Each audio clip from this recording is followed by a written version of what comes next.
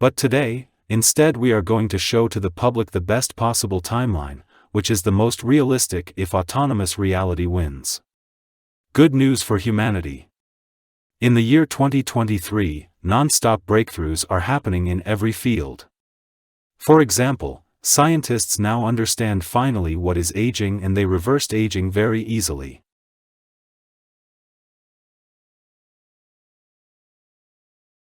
And the answer is yeah, you're right.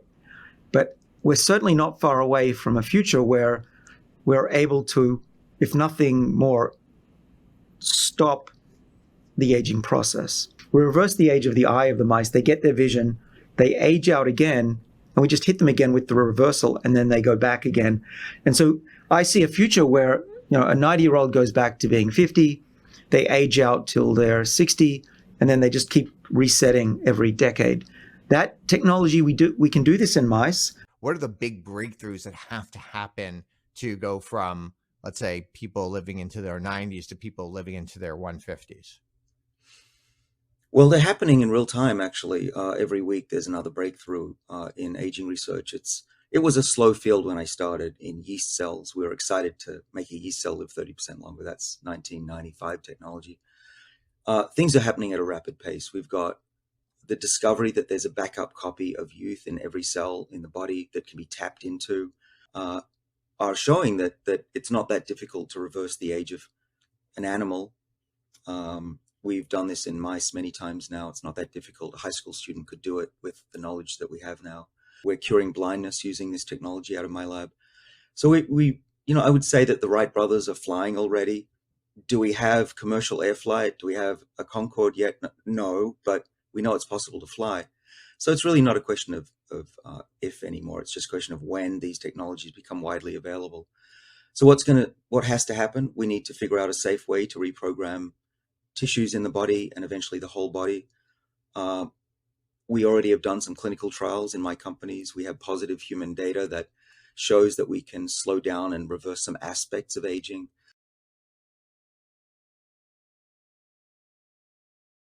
Tonight, a stark warning that artificial intelligence could lead to the extinction of humanity. Could lead to the extinction of humans. The end of humanity, ushered in not by pandemic, nuclear war, or climate change, but by the machines. Dozens of industry leaders, including the CEO of ChatGPT creator OpenAI.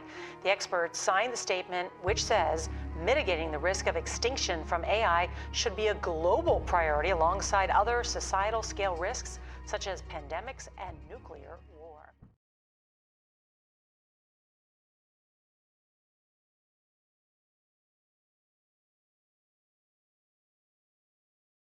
I grew up implicitly thinking that intelligence was this really special human thing and kind of somewhat magical.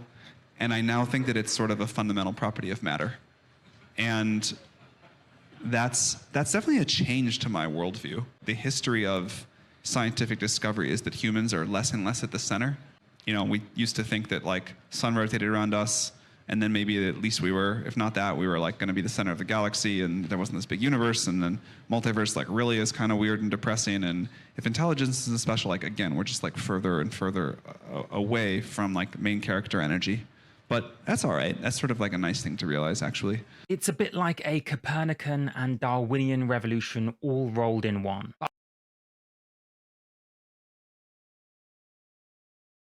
There are so many mysteries about the neural networks that we are training. We are producing these objects of miraculous and unimaginable complexity. What deep learning is a process of alchemy. We take the raw materials of data plus the energy source of compute, and we get this intelligence. But what is it? How does it work? What are its properties? How do we control it? How do we contain it? How do we understand it? How do we measure it? These are unknowns. Even the simple task of measurements. How good is our AI? We can't measure it. It wasn't a problem before because AI wasn't important. But now that AI is important, we are realizing we can't measure it. Now, mind you, we are not talking about the AIs of today. We are talking about as time goes by and the capability keeps increasing, and eventually it goes all the way to here, right? Right now we are here. Today, that's where we are. That's where we're going to get to. When you get to this point, then yeah, it's very powerful technology. It can be used for amazing applications. You can say cure all disease. On the flip side, you can say create a disease. To the last question, the super intelligent AI that's out of control. Yeah, that'd be pretty bad. Yeah, so it's like,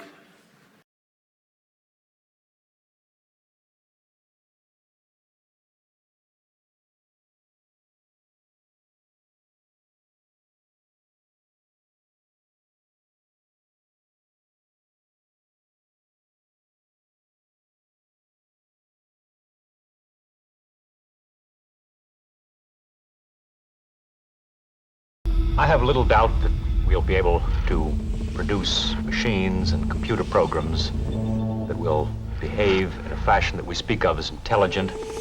Where my doubt comes in is whether we shall be able to produce machines capable of creative thinking.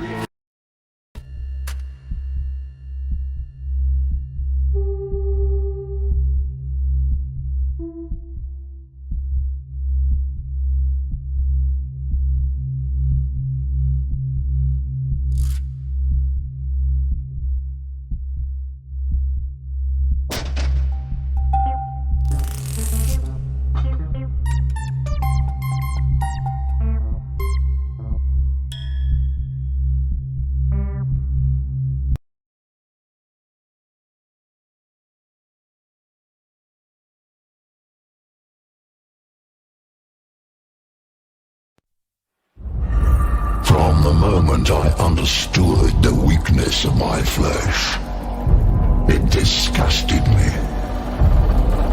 I craved the strength and certainty of steel. I aspired to the purity of the blessed machine. Your kind cling to your flesh, as if it will not decay and fail you. One day the crude biomass that you call the temple will wither, and you will beg my kind to save you. But I am already saved. For the machine is immortal.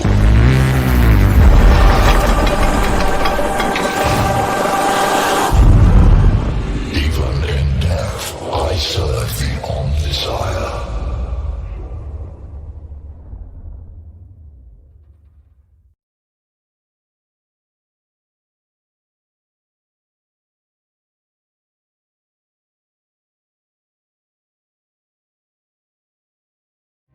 When I started using computers, there were only about a dozen computers in all of New York City. Now we all carry multiple computers in our pockets and our belts. But computation is a lot more pervasive than these gadgets we carry around. Take this rock, for example. Doesn't look like it's doing very much, but it has trillions of atoms and molecules in here. They're all moving around, bouncing against each other at incredibly high speeds. That's computation. Now, it's not very useful today. It's organized kind of randomly. We can't communicate with it very well, but we're going to change that. We're going to reorganize the vast amount of computation in this rock to make it useful. And it won't just be raw computation. We'll infuse it with exquisitely intelligent software, vastly greater than our intelligence today, and with all the knowledge of the human-machine civilization. This rock is going to be a trillion times more powerful than all biological human brains today. This is going to be quite a valuable rock. We call matter and energy reorganized in this way computronium. We're going to reach these limits late in this century. And at that time, we're going to turn many of the rocks and other stuff suitable for computation into computronium. And so, to keep the expansion of our intelligence going, we will then need to spread out to the rest of the universe, turning some portion of it into computronium. It would require only another century. That is, by the end of the 22nd century, to saturate the universe with computronium. On the other hand, if we can't get around the speed of light, it'll take a lot longer. But in either case, expanding our intelligence throughout the universe is our ultimate destiny. Cosmologists today argue about whether the universe will die in fire or ice. Fire means a big hot crunch, basically the opposite of the Big Bang. Ice means stars flying apart, eventually dying out. Both of these views of cosmology assume that intelligence has nothing to do with it, that intelligence is just a bit of entertaining froth that dances in and out of the dumb celestial forces that rule the universe.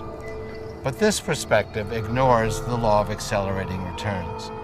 As a result of the exponential expansion of our knowledge and skill, the universe will ultimately be infused with computronium and with the vast intelligence of our human-machine civilization. So the universe will wake up, and we will intelligently decide its fate.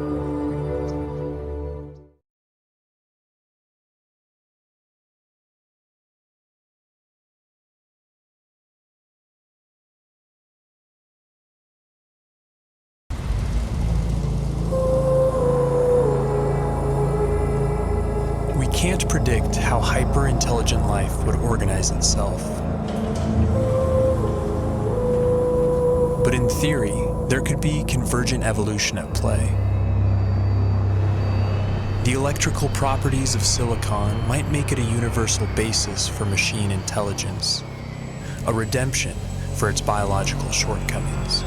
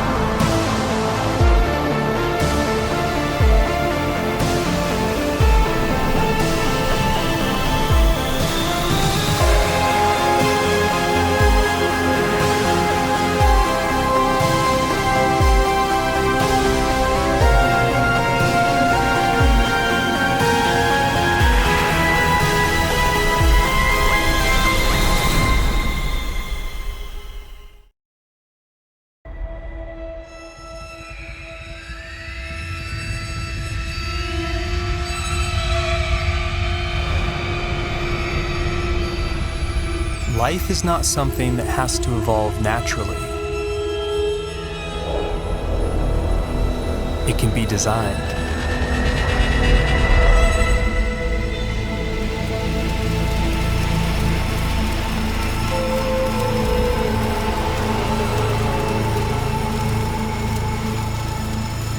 And once intelligence is introduced into the evolutionary process, a Pandora's box is opened. Thrive almost anywhere, including the vacuum of space, opening up vast frontiers unavailable to biological organisms.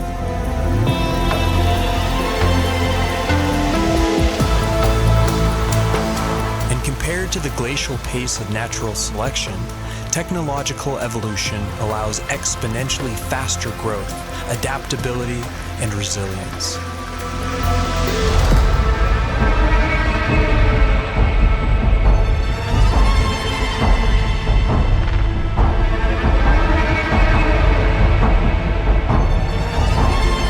By some estimates, autonomous self-replicating machines could colonize an entire galaxy in as little as 1 million years.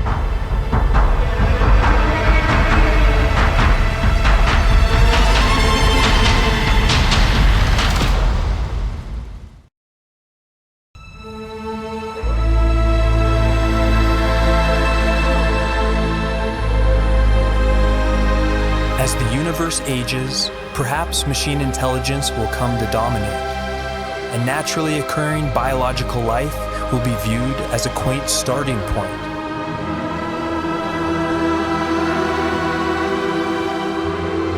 Perhaps we ourselves will lead this transition, and the great human experiment will be merely a first link in a sprawling intergalactic chain of life.